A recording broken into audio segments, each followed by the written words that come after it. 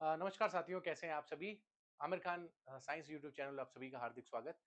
जैसा कि आप लोगों की डिमांड थी कि आपको वनपाल एग्जाम की आंसर की दी चाहिए थी, सटीक आंसर की चाहिए थी। ऑलमोस्ट सभी जितने इंस्टीट्यूट हैं, सभी ने फटाफट से पेपर करा दिया और कहानी खत्म कर दी। बट मैं यहाँ पर आप लोगों के लिए साइंस के ही क्वेश्चन लेके आया हूँ, इसके अलावा और कोई आंसर की मैं आप लोगों को नहीं करवाने वाला।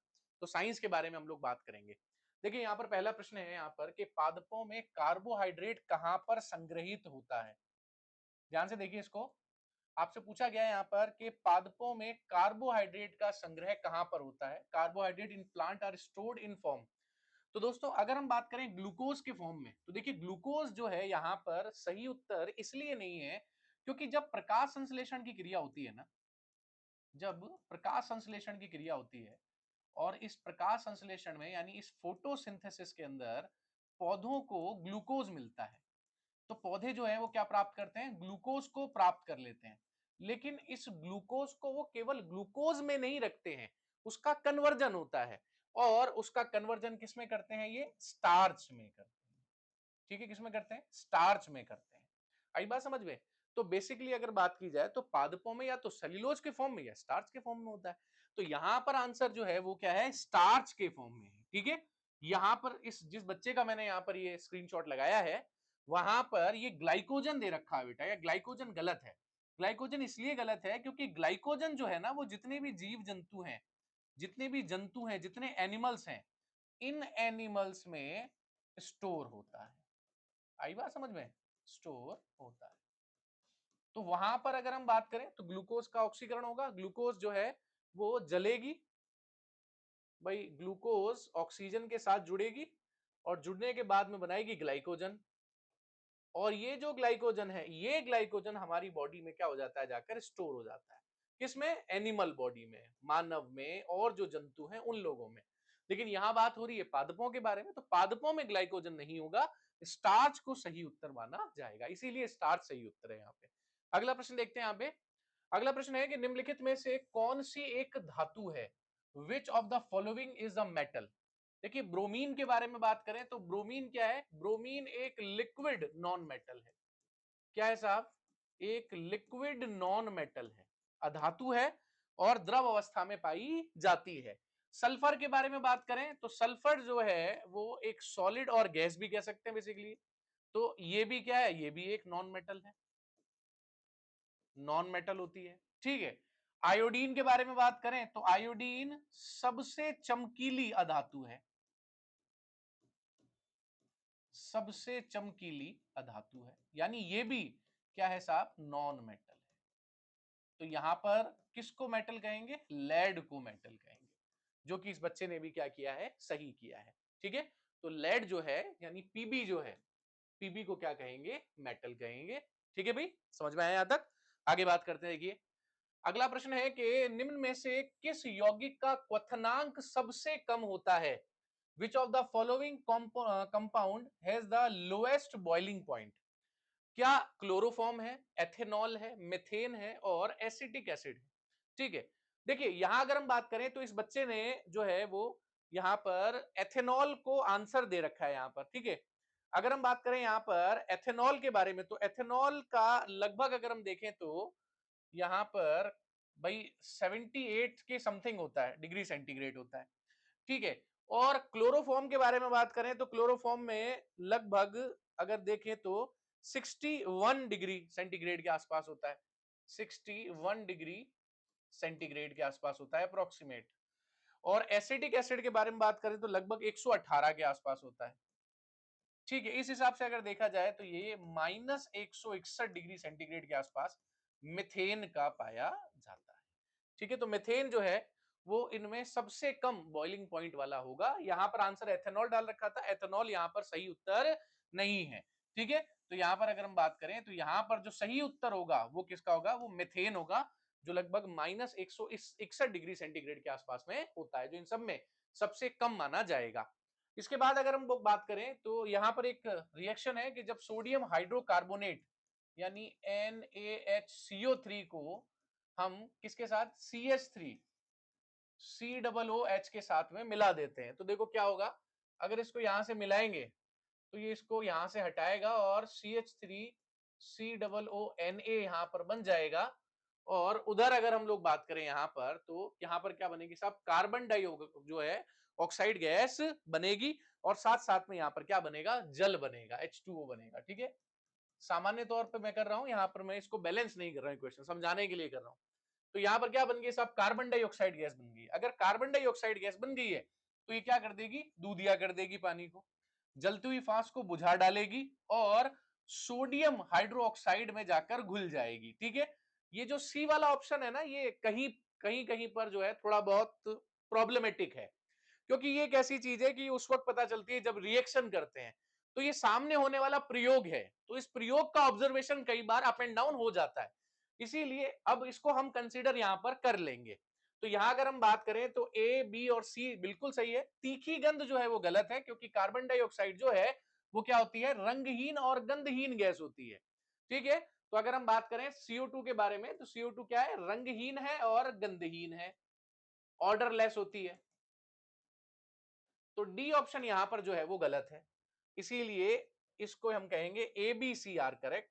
ठीक है, तो यहां पर डी ऑप्शन को ठीक मानेंगे, यानी ये जो कैपिटल डी है इस ऑप्शन को ठीक मानेंगे, ये वाला जो है स्टेटमेंट ये गलत है। यहाँ पे अगला प्रश्न है यहाँ पर कि मनुष्यों में वृक्क निम्नलिखित में से क्या काम करता है, ट्रांसपोर्टेशन नहीं करता, पोषण भी नहीं करता, श्वसन भी नहीं करता, उत्सर्जन करता है। ठीक है, इसको तो बताना ना बताना बराबर ही है, आपको पता ही है इसके बारे में, इसको तो क्या ही बताऊं मैं। अगला प्रश्न है कि एक उत्तल लेंस अपनी 50 सेंटीमीटर की दूरी पर रखी हुई एक सुई को या सुई का वास्तविक उल्टा प्रतिबिंब बनाता है। यदि प्रतिबिंब का आकार वस्तु के आकार के बराबर है तो सुई को उत्तल लेंस के कितनी दूर रखा जाए। इसका मतलब ये कौन सा वाला हो गया मामला, ये इसको अगर केस को देखें तो ये केस हो गया जब वस्तु 2F1 पे रखी होती है। तो जब वस्तु कहां रखते हैं साहब, जब वस्तु हम 2F1 पर रख देते हैं, 2F1 पर रखी हो, तभी ऐसा हो सकता है।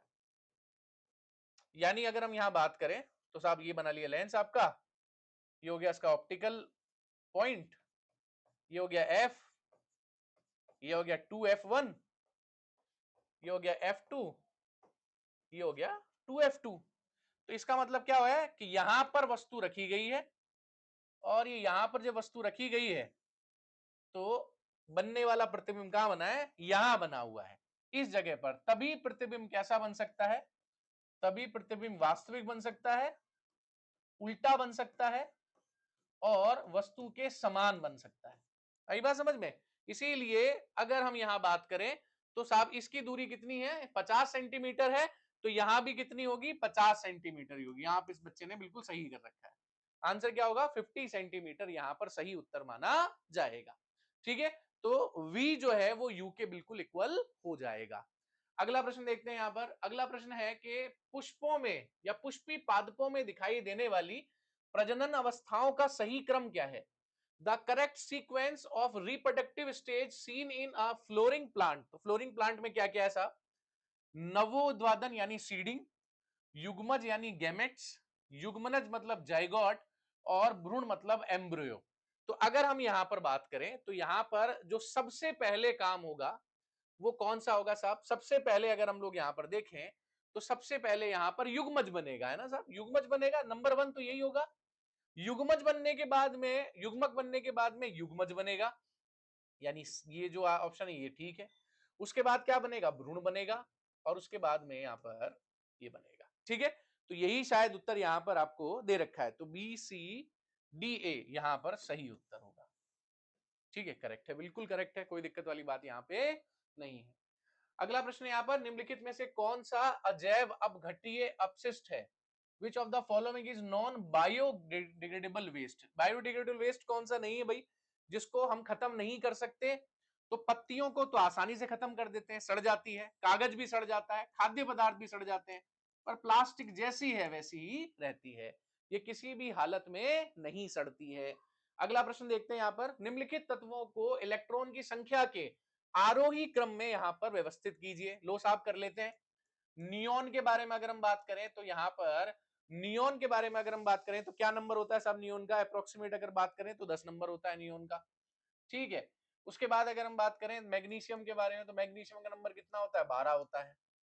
पोटेशियम के बारे में बात करें तो पोटेशियम का नंबर क्या होता है, 19 होता है।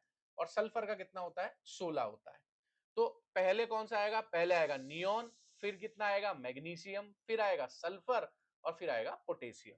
ठीक है, तो यहां पर अगर हम बात करें तो A B D C, A B D C, C option बिल्कुल सही है। इस बच्चे ने भी सी ऑप्शन बिल्कुल सही लगा रखा है। अगला प्रश्न देखते हैं। अगला प्रश्न है कि जब मैग्नीशियम रिवर को हवा में जलाया जाता है तो उसकी राख का रंग क्या होता है। मैग्नीशियम रिबन के बारे में बात करें यहां पर, तो मैग्नीशियम रिबन यहां पर क्या होगा भाई, 2 mg प्लस O2 हवा के अंदर जला रहे हैं तो क्या बन गया 2 MgO बन गया। अगर 2 MgO बनेगा तो 2 mg बनने पर इसे इससे क्या मिलेगी, सफेद राख मिलेगी। क्या मिलेगी साहब, सफेद राख मिलेगी। तो यहां पर ए ऑप्शन इस बच्चे ने भी ठीक लगा रखा है और यहां पर भी सही है। अगला प्रश्न देखते हैं। अगला प्रश्न मिलाने का है, मिलान है यहां पे। तो अगर हम यहां बात करें सिरके के बारे में, विनेगर के बारे में, तो विनेगर को हम क्या कहते हैं साहब, विनेगर क्या होता है, एसिटिक एसिड होता है। तो ए जो है वहां पर सेकंड सही है। ऑरेंज के बारे में बात करें तो ऑरेंज में सिट्रिक एसिड पाया जाता है, यानी बी जो है वो उसका थर्ड पॉइंट ठीक है। कर्ड के बारे में बात करें तो लैक्टिक एसिड पाया जाता है, यानी सी जो है वो 4 है। और टमाटर के अंदर ऑक्जेलिक एसिड पाया जाता है, यानी डी का 1 है। तो सेकंड थर्ड फोर्थ वन, तो भाई second third fourth one, A option यहां पर ठीक होगा, बिल्कुल सही है ये ऑप्शन, यहां पर कोई गलती नहीं है। अगला प्रश्न अगर हम देखें तो नीचे दी गई सूची में अलैंगिक विधि, the list of organism given below those the reproduced by asexual method. ठीक है, अगर ये सेक्सुअल मेथड के बारे में बात करें तो आंसर दिया केला, यीस्ट और अमीबा। तो कुत्ते के बारे में बात करें तो कुत्ता तो सेक्सुअल मेथड अपनाता है, इसका मतलब ये तो किसी भी सूरत नहीं हो सकता। आई बात समझ में। अगर इस हिसाब से हम लोग बात करें केले के बारे में तो केले में वनस्पतिक संवर्धन होता है, तो बिल्कुल ये हो सकता है। यीस्ट के बारे में बात करें तो यीस्ट में भी कली से ही संवर्धन होता है। अमीबा के बारे में बात करें तो बाइनरी फ्यूजन, द्विविखंडन पाया जाता है। तो कुत्ते को छोड़कर सभी में पाया जाएगा, यानी अगर हम बात करें यहाँ पर ए सी डी बिल्कुल सही उत्तर। इस बच्चे ने भी आंसर सही कर रखा है, ए सी डी यहाँ पर सही उत्तर माना जाएगा। अगला प्रश्न है यहाँ पर कि जब प्रकाश किरण एक माध्यम से दूसरे माध्यम में गुजरती है तो कौन सा गुण है जो अपरिवर्तित रहता है। ये क्वेश्चन इतनी बार पूछा गया है ना कि हर बार ये क्वेश्चन आ सकता है, और इस तरह का पेपर एलडीसी में आपको देखने को मिल सकता है, कोई बहुत बड़ी बात नहीं है। तो देखो अगर हम बात करें वेग के बारे में तो वेग प्रभावित होता है, आयाम प्रभावित होता है, तरंग दैर्ध्य होता है, और आवर्ती जो है वो हमेशा अप्रभावित रहती है। आवर्ती हमेशा अप्रभावित क्यों होती है, क्योंकि जब भाई कोई जो भी लाइट सोर्स है उस लाइट सोर्स से एक फ्रीक्वेंसी के साथ में लाइट निकलती है, और अगर फ्रीक्वेंसी के अगर हम एक ही फ्रीक्वेंसी में अगर लाइट एक से दूसरी जगह पर चेंज हो जाएगी तो उसमें वेरिएशन बहुत ज्यादा हो जाएगा, और ऐसा होना अभी तक के लिए तो असंभव है। तो किसी भी माध्यम में पहुंच जाए उसकी फ्रीक्वेंसी के अंदर कभी कोई चेंज नहीं आता है। अगला क्या है, अगला है पाचन के बाद में प्रोटीन, कार्बोहाइड्रेट, वसा किन में परिवर्तित हो जाते हैं। After digestion protein, carbohydrate, fat respectively convert into. तो देखो प्रोटीन तो जो है वो कन्वर्ट हो जाएगा किसमें, अमीनो एसिड्स के अंदर, या पॉलीपेप्टाइड कह सकते हैं। कार्बोहाइड्रेट अल्टीमेटली किसमें परिवर्तित हो जाता है साहब, ग्लूकोज में परिवर्तित हो जाता है। किसमें परिवर्तित होता है साहब, ग्लूकोज में परिवर्तित हो जाता है। और वसा के बारे में बात करें तो वसा यहां पर फैटी एसिड, वसीय अम्ल और ग्लिसरॉल में बदल जाती है, और ग्लिसरॉल में बदल जाती है। तो यहां पर कहां पर ऑप्शन दे रखा है, ये रहा देखो, बिल्कुल सही जवाब दे रखा है इस लड़के ने, बढ़िया आंसर दे रखा है। अमीनो अम्ल, ग्लूकोज, वसीय अम्ल और ग्लिसरॉल, बिल्कुल सही उत्तर है। अगला प्रश्न है कि जिप्सम और प्लास्टर ऑफ पेरिस पानी में अंतर कितना होता है। तो जिप्सम के बारे में बात करें तो होता है CaSO4 2H2O, ये तो जिप्सम है, जिप्सम पाया जाता है। और अगर हम बात करें यहां पर प्लास्टर ऑफ पेरिस के बारे में, यानी पीओपी के बारे में, तो पीओपी होता है SO4 हाफ H2O। ठीक है साहब। तो अगर हम यहां पर बात करें तो यहां पर अंतर जो हो गया वो तो 1.5 का हो गया भाई। यहां अगर अंतर देखें तो अंतर तो 1.5 का हो गया मेरे हिसाब से भाई, शायद मेरे हिसाब से यही उत्तर यहां पर सही माना जाएगा, अगर मैं गलत नहीं हूं तो। हाँ भाई, तो भाई यहां पर 5/2 उत्तर सही है, बिल्कुल 5/2 उत्तर यहां पर सही है। ठीक है, तो आधे का थोड़ी यहां पर, तो अणुओं का अंतर पूछा है ना यहां पर, तो भाई 2 अनुपात हो गया साहब आधा। ठीक है, यहां पर 2 4, अरे यार ये तो अगर इस हिसाब से यहां पर देखें तो ये थोड़ा सा डिफिकल्ट यहां पर दिखाई दे रहा है साहब। हम्म,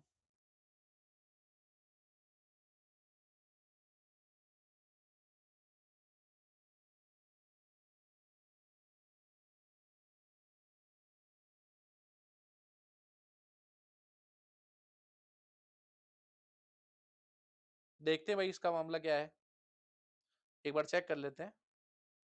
भाई 2 अनुपात आधा है यहाँ पे।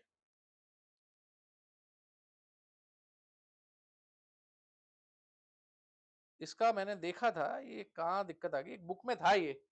रुको मैं अभी इसको देखता हूँ। आंसर इसका हाफ नहीं होगा, ध्यान रखना।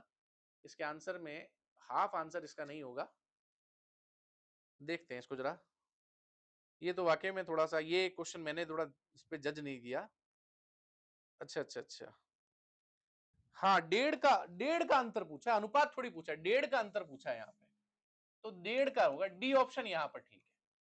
ठीक है, अनुपात नहीं पूछा है यहाँ पर, तो ये पीओपी क्या हो गया साहब, तो पीओपी हो गया CSO4 हाफ H2O। ठीक है, हाँ। तो यहां पर क्या है साहब, यहां पर जो है पूछा है कि पानी के अणुओं में कितना अंतर है, तो साहब 2 ये है, डेढ़ ये है, ये आधा ये है, तो अंतर कितना हो गया, डेढ़ का हो गया। सही है, बिल्कुल सही है, डेढ़ का अंतर सही होगा। अगला क्वेश्चन है कि हाइड्रोक्लोरिक अम्ल से आमाशय की भीतरी परत को बचाने की जिम्मेदारी किसे दी जाती है। तो देखो आमाशय के बारे में बात करें तो साहब ये आपका आमाशय है। ठीक है, ये वाला भाग होता है आपका कार्डिक। ठीक है, ये होती है बॉडी, यहां होता है फंडस, और यहां होता है पाइलोरस। ठीक है, इसे बचाने के लिए इसके अंदर एक परत लगी हुई होती है, और वो परत किसकी होती है, म्यूकस की। तो म्यूकस झिल्ली या म्यूकोसा जो है वो परत यहां पर मानी जाती है। तो श्लेष्मा झिल्ली या म्यूकस झिल्ली एक ही बात है, म्यूकस झिल्ली एक ही बात है, कोई इशू नहीं। अगला प्रश्न है, यहां पर कुछ आपको मिलान करने के लिए दिया है। इसमें कहा है कि साफ आसमान का जो नीला रंग होता है वो किसकी वजह से होता है, तो blue colour of clear sky is scattering of light. तो ए ऑप्शन का आंसर हो गया यहां पर थर्ड। ठीक है, इसके बाद आपसे पूछा गया है यहाँ पे कि इंद्रधनुष का जो निर्माण है वो किसकी वजह से होता है साहब। तो इंद्रधनुष का जो निर्माण है यहाँ पर वो डिस्पर्जन की घटना होती है, तो बी का ऑप्शन हो गया 4। सी के बारे में बात करें, तारों का टिमटिमाना, तारों का टिमटिमाना रिफ्रैक्शन होता है, यानी फर्स्ट, और डी हो गया सेकंड। तो थर्ड फोर्थ फर्स्ट सेकंड, तो थर्ड फोर्थ फर्स्ट और सेकंड, सी ऑप्शन ठीक माना जाएगा। ठीक है भाई, क्लियर है। हाँ, तो एक क्वेश्चन में तो मैं भी थोड़ा सा कंफ्यूज हो गया था, क्योंकि मैं क्या अणुओं का अनुपात देख रहा था। मैंने कहा ये अणुओं का अनुपात पूछा है, शायद मैंने ध्यान नहीं दिया, इस क्वेश्चन को पढ़ा नहीं मैंने ढंग से। तो अणुओं के अनुपात के बारे में वहां पर बात चल रही थी। अब मैंने कहा साहब ये अणुओं का अनुपात है कि क्या चक्कर है, ये समझ में नहीं आ रहा था। तो भाई वहां पर जो है वो 3/2 जो है वो सही होगा। ठीक है, तो यहां पर क्या माना जाएगा साहब, 3/2 सही माना जाएगा। 3/2 यहां पर सही माना जाएगा, मेरे हिसाब से तो 3/2 सही है। अब ये इसमें तो भाई ज्यादातर लोगों ने हाफ ही उत्तर दिया है भाई, पता नहीं क्या बात है, हाफ क्यों दिया, मेरे हिसाब से 3/2 है। फिर भी अगर किसी भाई को कोई दिक्कत परेशानी हो ना इसके अंदर, तो मुझे कमेंट बॉक्स के अंदर डाल देना इसको, मैं इसको वापस से एक बार चेक करूंगा और रीचेक करके वहां पर सही उत्तर अपलोड कर दूंगा। ठीक है, मैं पहले ही आपको बता रहा हूं कि हो सकता है कि इस क्वेश्चन को पढ़ने या समझने में मेरे से भी गलती हुई हो, मैं नहीं कह सकता, ऑल दो बाकी क्वेश्चन तो सारे आसान थे, इतना ध्यान नहीं दिया। हाँ, इस क्वेश्चन में अनुपात और अणुओं के अंतर में कुछ देखा था, तो हो सकता है कि इसमें कुछ गलती हो जाए। तो आप अपना व्यू रखना, उसके बाद में फिर अपन बात करेंगे। ठीक है, तो चलिए फिर, धन्यवाद, thank you so much, take care, bye bye.